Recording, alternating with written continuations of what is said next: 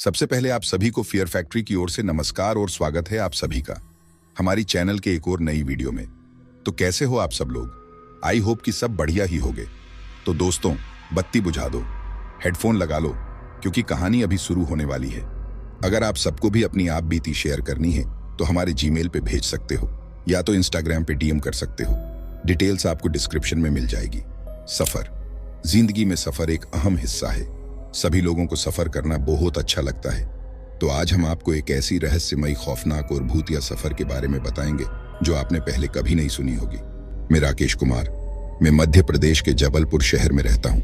रात 9 बजे मुझे अपने गांव से मेरे मम्मी की कॉल आती है, जो कि बोलती है कि मेरे पापा काफी सीरियस है, तो वो मुझे घर बुला रही होती है। मैं ये खबर सुन के तुरंत ही अपनी कार से निकल पड़ता हूँ अपनी गांव की ओर।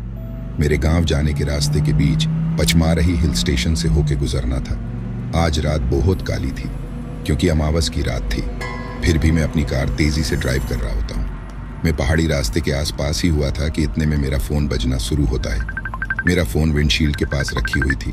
मैं फोन उठाने के लिए अपना हाथ आगे बढ़ाता हूँ, पर कार स्पीड में थी, तो कार एक स्पीड ब्रेकर से टकराई और फोन नीचे गिर गई। जिसे उठाने के लिए मैं नीचे झुका ही था कि इतने में सामने से आती कार ने जोर की हॉर्न बजाई। मैं फटाक से अपना स्टीयरिंग संभालते हुए कार को एक साइड लेके गया। कार के साइड में लेते ही मुझे कुछ टूटने की आवाज आई। मुझे लगा मेरी कार की हेडलाइट टूट गई। मैं अपनी गाड़ी साइड में रोकता हूँ और बाहर निकल के देखता हूँ। मेरा फोन जो अभी तक बज रहा होता है, वो भी अभी बजना बंद हो गया था।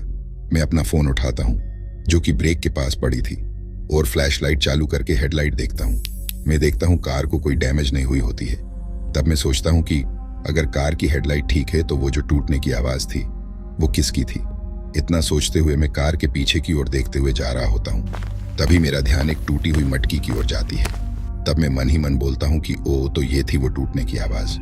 फिर मैं अपने फोन में देखता हूँ, वो मेरे मम्मी की ही कॉल थी।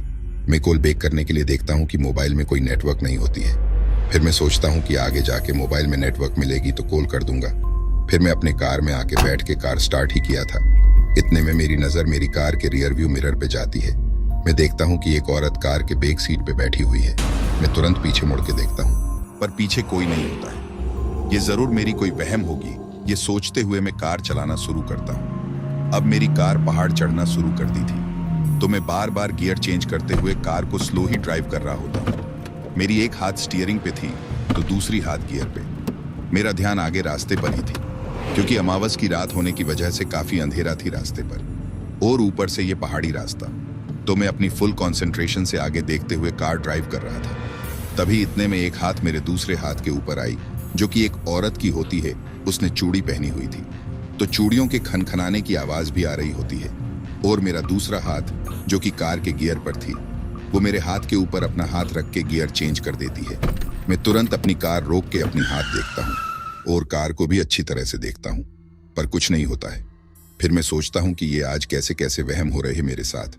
मैं पानी का बोतल लेके कार के बाहर निकलता हूँ और अपना मुंह धो के पानी पीता हूँ। पहाड़ों पर मस्त ठंडी हवाएं चल रही होती है, और उन जंगलों के बीच से उल्लू चमगादड़ों और नरभक्षी भेड़ियों की आवाजें आ रही होती हैं। और मैं पिछले आधे घंटों से नोटिस कर रहा था कि एक भी गाड़ी नहीं गुजर रही है। रास्ता पूरा सुनसान था मेरे लिए। खैर, मैं पलटता हूँ अपनी कार में बैठने के लिए। तभी मैं सुनता हूँ कि मेरे कार के पीछे से किसी के पायल से चलने की आवाज होती है। मैं उसे देख नहीं पाता हूँ क्योंकि काफी अंधेरा होती है। तो वो चलते हुए कार के आगे आई और ड्राइविंग सीट के बगल वाली सीट का दरवाजा खोल के बैठ जाती है। मैं ये सुन वहीं का वहीं जम गया और सोच रहा होता हूँ कि ये इतने सुनसान भरी रास्ते में अचानक से ये कौन आके बैठ गया मेरे कार में। फिर मैं बड़ी गौर करके देखा तो देखता हूँ कि एक औरत, जो कि लाल साड़ी पहनी हुई है, वो घूंघट ओढ़े हुए मुंडी झुका के बैठी हुई है।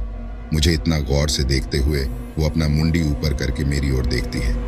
तब मैंने उस घूंघट के पीछे से 2 लाल आंखें देखी। मैं ये देख समझ गया कि ये जरूर कोई भूत प्रेत ही है। मैं ये सब देख पागलों की तरह रोड पर भागने लगा। बचाओ बचाओ, कोई है तो मुझे प्लीज बचाओ। मैं चीखते चिल्लाते भागा जा रहा था। मैं अपनी कार से बहुत दूर आ चुका था और अब मैं दौड़ते हुए काफी थक भी गया था, तो मैं वही रोड पर लेट के हाँफ रहा होता हूँ। तभी मैं एक कार मेरी ओर आते हुए देखता हूँ। ये देख मेरे जान में जान आई। मैं फटाक से उठ के मदद के लिए बोलने लगा। वो कार मेरे नजदीक आके रुकती है। मैं डर से पूरी तरह कांप जाता हूँ, क्योंकि वो कार मेरी ही थी और वो औरत अब भी उसी बगल वाली सीट पे ही बैठी हुई थी। तभी कार की ड्राइविंग सीट की दरवाजा खुलती है। वो जो भी थी वो चाह रही थी कि मैं कार में आके बैठूं। मेरे पास कार में जाके बैठने के अलावा और कोई ऑप्शन भी नहीं था। मैं कभी किसी लड़की के साथ भी लॉन्ग ड्राइव पे नहीं गया हुआ था, पर आज एक भूतनी के साथ जाने वाला था।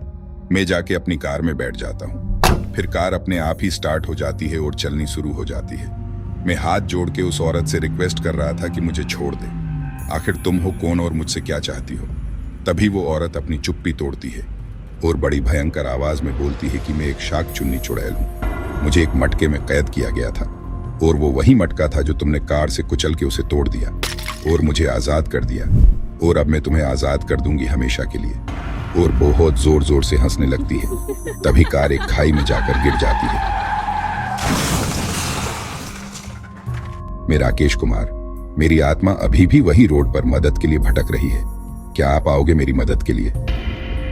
तो वीडियो पूरी देखने के लिए आपका बहुत बहुत शुक्रिया। अगर आपको कहानी पसंद आई होगी तो एक लाइक और चैनल को सब्सक्राइब जरूर से करें और जुड़े रहे हमारे साथ। हम आपके लिए ऐसे रोचक डरावनी स्टोरीज लाते रहेंगे। तो मिलते हैं अपनी अगली वीडियो में। तब तक के लिए बाय बाय, टेक केयर।